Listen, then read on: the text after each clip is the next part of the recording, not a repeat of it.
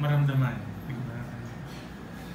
Siguro coming from yung term na hugot, syempre uso-uso po ngayon yung nararamdaman mo, sasabihin mo siya in a very matalinhaga way. Kaya yun yung hugot movies. Actually, pag pa-cool lang na term, feeling ko pag gagawa ko ng genre yung film namin, wala siyang post-hugot. Yung nag-pitch ako yung tawag sa kanya, it's a post-hugot film. Kasi parang instead of yung catharsis mo, instead of you get it from the things that are said, the things that are verbalized, itong films na to is mas mag-focus siya on the things that are unsaid, things na hindi nangyari, at mas mag-focus siya nga sa things left unsaid, mga what ifs, mas ganoon siya, and mas internal yung attack ng pelikula kaysa sa external.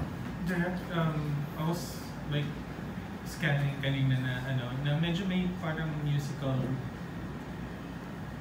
thing together with it. Will they be performing? Like, is Janine gonna sing? Is Paolo gonna be like the rock star or things like that? Yun po yung aabangan natin sa film. Surprise po. But Janine, do you have like experience with musicals and stuff? Musicals? Yeah. No. But is that something at the back of your mind that you'd really love to try? Well, my favorite movie is Almost Famous. And it's parang yung pinakabida doon yung music eh. So, mahilig talaga ako sa films that use music as another tool to tell the story. So, kung totoo ang chismis mo, excited ako siya. And Paolo, you're very equipped as far as singing goes. Okay lang ba sa'yo na ganito? You're like gonna be like a rock star in a sense? Actually, hindi ko masasabing equipped ako dahil parang kasanawa lahat ng mga kantahan. Pero, yeah, may experience. Pero, it's exciting. I always, gusto ko laging gumawa ng pelikula na kahit may konting music involved dahil parang, ewan ko, parang gusto ko talagang gumawa ng mga musical. Although hindi ito musical, pero may parang kung may element nun, parang nakaka-engganyo lalo. Have you ever had like a relationship that you did regret? Both of you? Maybe, well, ganun naman talaga when you're young, tapos ka-break lang, di ba? Parang, of course, parang there'll be a lot of regrets. Pero as you grow older, parang thankful ka na nga eh. Thankful ka for the experiences and for, I guess, just helping you mature. But do you think you all have relationships that could have happened but never did? Meron eh. Yun yung reason kung bakit tinanggap ko eh. Kasi parang ganun yung pelikula. Parang, hindi ko naman life story. Life story ni director. So, parang ngayon, ang sarap lang nung balik sa'yo yung pakiramdam nung panahon na nangyayari rin sa'yo. How about you, Jen? Have you ever had a relationship I regret? yes. Siguro when you think back on it, parang na-realize mo na lang na, shit, paano ko nang ganun katanga? But you don't regret it naman. Kasi nga, parang kinailangan niya mangyari para ma-realize mo kung ano talaga yung tamang klase ng relationship. So, di naman regret, pero parang, direct, di ba? What do you think? Call a friend na lagi. Para matuto ka. Yeah, parang it had to happen para mabawasan yung pagkatama mo. Paolo, why are you growing your hair? Is that for the role in this film? For several roles actually. If you noticed, I've almost had almost the same hairstyle for the past couple of years. So parang I wanted to grow it just to explore more roles, to be different in some roles. So far I'll be doing 2.5 projects with this hair. Pero after nito, I'm gonna try and change my look. Baka kalbo na ako sa next. But I'm just really trying to look different in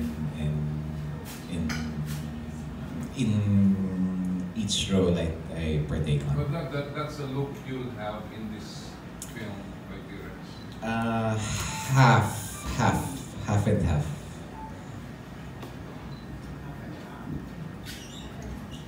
Yes, sino po may tanong? Baka lang po no, ang title po ng film natin kasi kanina nagtanong si Tito Ice, If We Don't Make It. Yes. Yun ang tanong. If I don't make it, ano mangyayari sa akin? Kasi dapat may ending yung phrase na yan. May conclusion. Oh, may conclusion. May conclusion. Again, as a writer, how do you conclude that if you don't make it? So that I will be compelled to watch the film. Convince me. If we don't make it, Silang dalawa yun, di ba? if you don't make it, you'll miss half your life. Generic naman yan. Meron ako. Sige. Go, Jenny. If we don't make it, can we try again? Meron din ako. Go. If you don't make it, it will be a lifetime of regret. Maganda yung kay Paolo. Nakakalata age ko dito. Why did you write this story, Miss Jen? It's something that Prime and I really wanted to work on. We took bits and pieces of our life kasi yun naman usually yung may ginagawa kami project, it's personal. So we took bits and pieces of our lives and reimagined some. And I guess gusto namin kasi yung the big what if. I think we all have that in our lives. What if naging ganito? What if I with this person or that person? So we really wanted to explore it kasi well, usually sa movies there's a lot of relationship stories, so we thought it would be interesting. Relationship, non-relationship story. I have a question for Paolo and Janine.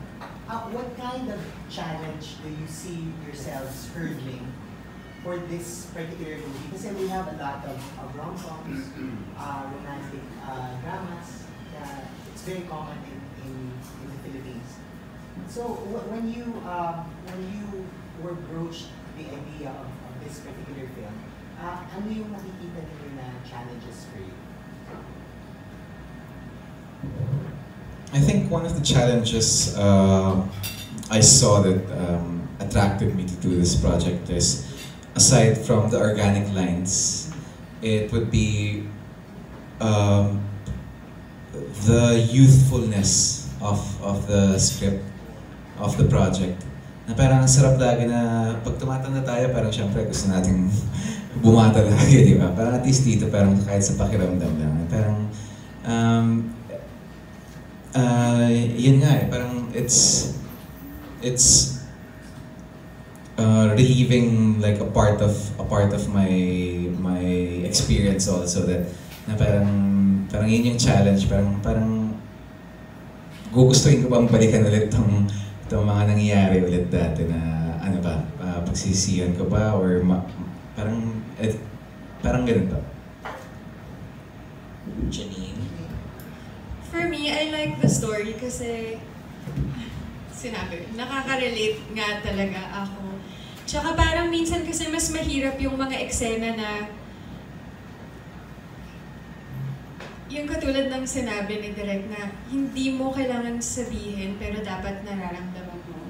Like we're so used to seeing in teleseries na alam mong malungkot siya kasi humahagulgol siya, alam mong galit siya kasi sumisigaw siya, pero in this story, mas realistic kasi in real life, you can't always shout, you can't always show someone na sobrang heartbroken ka. Parang subtle yung kwento, pero totoo.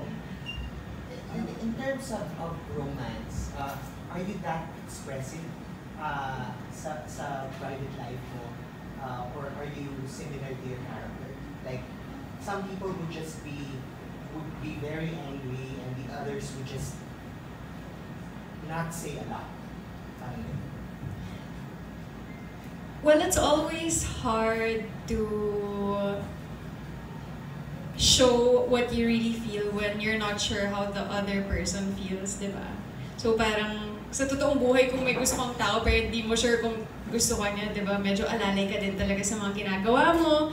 Check mo kung masyado bang maaga mag-reply or ano mo yun. So alalay ka din talaga. I forgot what the question was. Ano sabi mo? Ano sinasabi ko?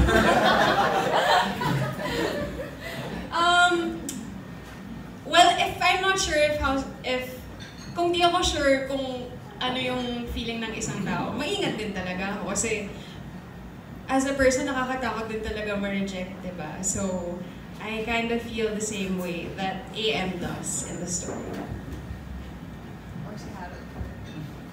Yes po. Sino pa